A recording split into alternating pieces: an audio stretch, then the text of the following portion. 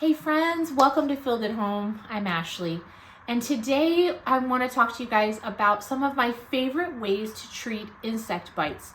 Now, particularly today, I want to talk about treating bee and wasp stings. That's what we're dealing with today, that I dealt with this past week for my son. I want to show you guys a little bit of the process, and I'm also going to show you a couple of other really helpful little things on how to treat just basic skin bites and stings and things like that. Could be even be a spider bite. So stay tuned for today's episode to learn some new tips and tricks on how to treat your bug bites naturally.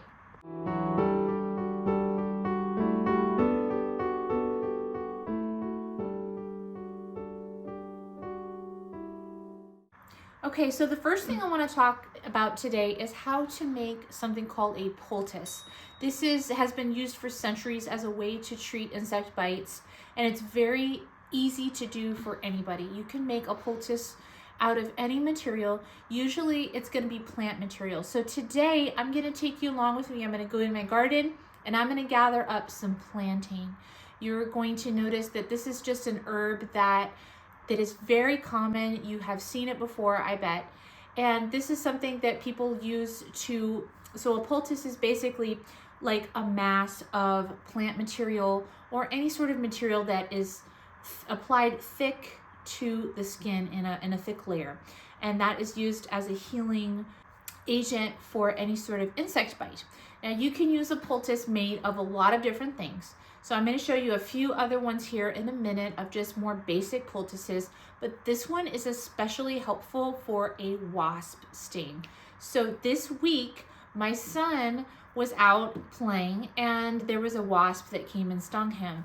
And he has really, really bad histamine reactions. Maybe you guys can relate to that too. And man, he was in a lot of pain. So it was already starting to spread down his leg. I'm actually going to put that here on the video. You guys can see what his leg actually looked like. So by the time we got home from the place that we were at, it was already spreading red down his leg. There was even like a definite line. It almost looked like it was getting infected. So we immediately started to make this poultice. Very, very simple. So the ingredients you're going to need for this are, you're going to need some bentonite clay and some plantain that I'm going to show you here in a minute. I'm also going to use some different essential oils with this one, like lavender. And then I'm also going to use some of my homemade comfrey and plantain salve. I'm going to put that here as well in the description. And this little picture here, you can see a little quick video on how to make this, but this has been a very healing salve. So I'm just going to use some different ingredients like that, and I'm going to mix up a poultice and apply it to his leg. We did this for about 2 days in a row. We had to do about 2 applications. Sometimes this can take longer, but in this case, just 2 applications, and he was healed just within those 2 days, which is pretty amazing. Some people notice that their insect bite starts to get infected, and then they end up having to go to the doctor. So we really want to avoid having to go to the doctor.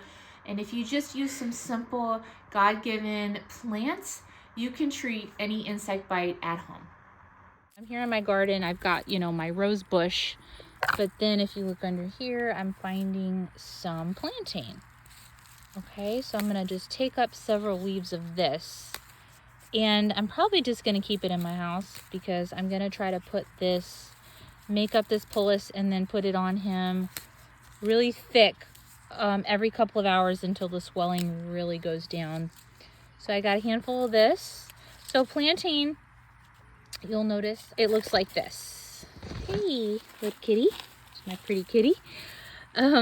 It's got these lines on it, as you can see. I'm sure that a lot of people just think that they're weeds and, they look like weeds, but they're extremely valuable because they have so many great properties to them. So I normally make a comfrey salve every year where I infuse the plantain with comfrey and lavender and oil, and I make my own comfrey salve, which is really helpful for small insect bites.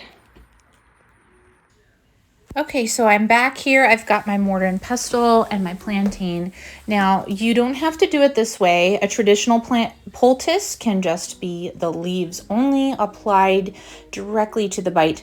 However, I am just kind of making up my own poultice using a combination of things that I think are very helpful in drawing out the toxins from the wasp sting. So I'm just mashing the plantain here in my mortar pestle. If you want, you can chop it. You can use your hands to kind of break up the and to bring out the inside of the plant out. It becomes kind of wet. I am not crushing it all the way, just kind of breaking up the oils and things on the inside.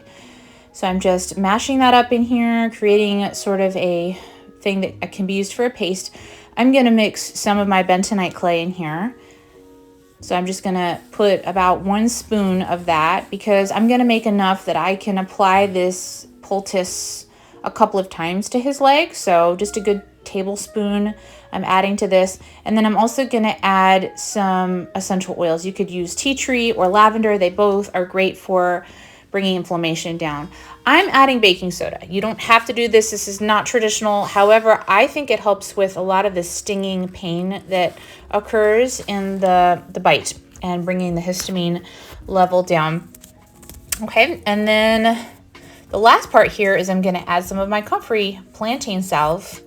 So this has both the plantain and comfrey and a little lavender to it. So I just think this helps to kind of bring everything together. Now you don't have to use this. You could use coconut oil. You could use apple cider vinegar. You could add just a little bit of water. Basically, you're just trying to combine everything in your mortar pestle to create this thick paste. So this is what we are going to be applying to his leg or to whatever bite you're dealing with. Now, this is my son's leg. As you can see, there's kind of a little hole there, but it's kind of red. This is where his bite or sting was or is here, and I'm just applying it in a very thick manner to his leg. I'm applying a thick, big bandage to cover it, and I'm just going to keep it covered for the next 12 to 16 hours. Here's a few other different ways that you can treat insect bites at home. If it's not as severe of a bug bite, you can also just try some basic essential oils. So lavender is a really great one, especially if it's in kind of a roller like this or it has a carrier oil. You just apply it directly to the bug bite. But lavender and tea tree are specifically used for skin irritation and bringing down inflammation in the skin. So after that, I would use this charcoal paste. So I'm going to show you that here on how to make it. All you need for charcoal paste is just some coconut oil and some activated charcoal. And I just take my pills here, as you'll see, and I empty out the pill and I mix it with the coconut oil.